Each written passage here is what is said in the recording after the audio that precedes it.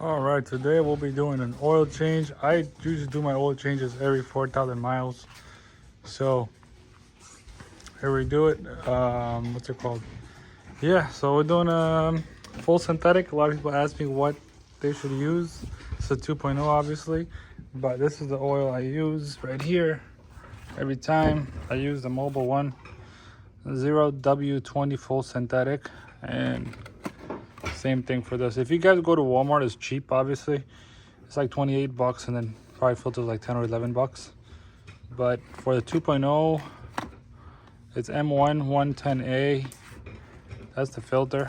And the 2.0 takes 5.1 quarts, but I'm just gonna go with the 5 quarts. The 0.1, I don't care. I don't want to go and spend another 10 bucks for just one full quart of, 1 quart of it. I'm just gonna put like a sip of it anyway, so 5 quarts is perfectly fine. And yeah, so next up, pretty much the e-brakes are on.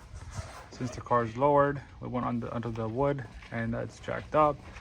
And you guys want to make sure that before you do anything, just loosen up the cap on top so the pressure could just be released. And then we're gonna go under for the filter. Then you just gotta remove this shield underneath. A small one on this side with just 3 flat screws holding it, like a locking screws.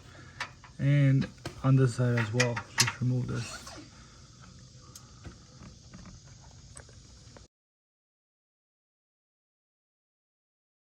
So before you loosen up the filter and the drain bolt, get to loosen that up, take the cap off. And then you want to go for the drain plug. And then once the oil's out, and then you want to do the filter after, because you don't want all the oil coming out the filter area. Filters always last. So, yeah. Save yourself, I don't know, what a dealership costs, like what, 80, 90, 100, 120, 140 nowadays. Change the oil, you could do it yourself for like 50 bucks or less.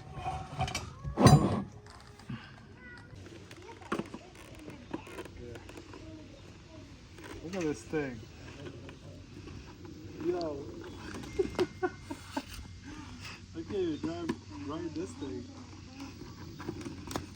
No. There goes the filter. Hey buddy, why you in my video, bro? Get out. No, I'm just joking.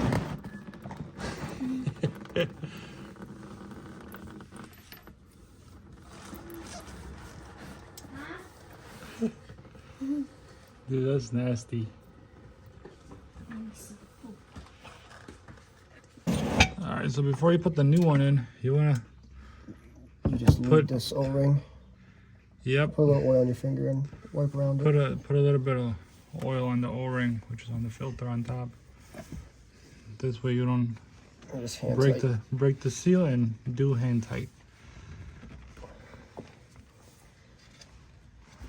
Finally. Make sure that drain plug is tight, and once you put the oil in, make sure it's not leaking. And then you just put the shield back on, and then just let it run for a few minutes. All right, here we go with the clean. Nice. And go slow, be patient with it.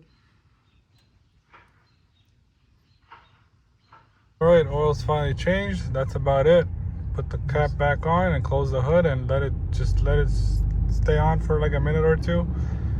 And that's it. You should be good to go.